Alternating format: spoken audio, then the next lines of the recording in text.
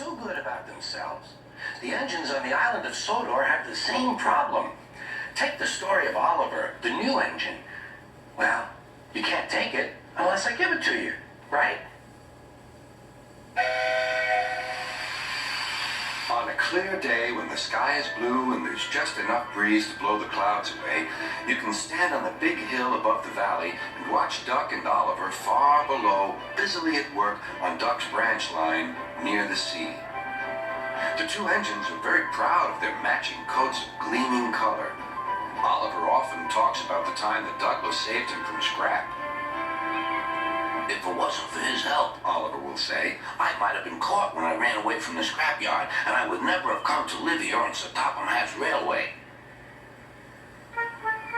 The other engines all wanted to know about Oliver's adventures.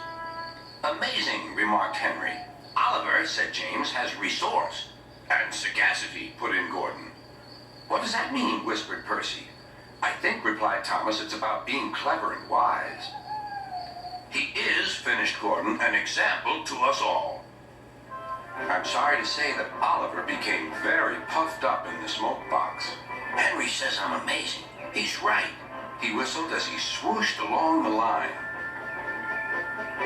One day, Sir Topham Hatt came to see him. You are doing well. Now you must learn how to look after freight cars. Every wise engine knows that you cannot trust freight cars. The other engines warned Oliver, but he took no notice.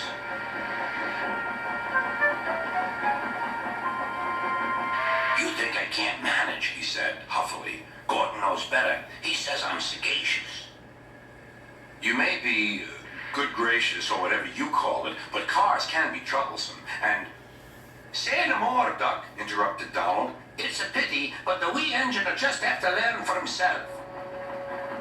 Oliver pulled some loaded cars to a siding and pushed the empties to the chute.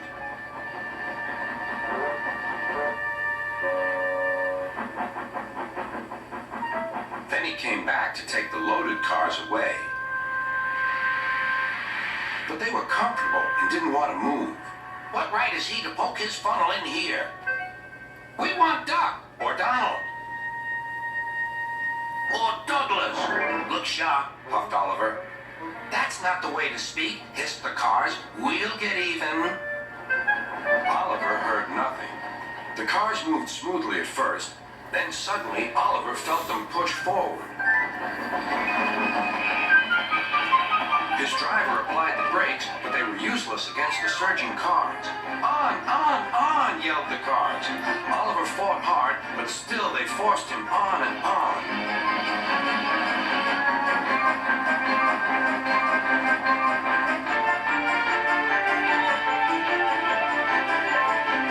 At last, the cars grew tired.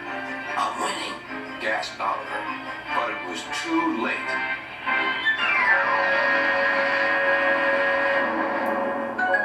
Oliver lay bruised and bemused, bunker down in the turntable well. Duck surveyed the damage. Hello, Oliver. Are you being a good gracious engine? Beg pardon, but we really don't like this sort of surprise. Donald and Douglas will miss their turntable until it is mended. That evening, Oliver was hauled gently to safety. I'm sorry, sir, he said to Sir Topham Hatt. I should have listened to Duck's advice. I don't feel good gracious or whatever it is. I just feel silly. Well, Oliver, replied Sir Topham Hatt, now you know the damage cars can do. Yes, I do, sir. I look like a load of scrap iron. Oh, I don't think so, laughed Sir Topham Hatt. But you do need to go to the works to be mended. The other engines now felt sorry for Oliver. The branch line won't be the same without you, whistled Duck. Come back soon. A few days later, Oliver did come back. His coat gleamed brighter than ever. He was a wiser engine, too, and never made a mistake about cars again.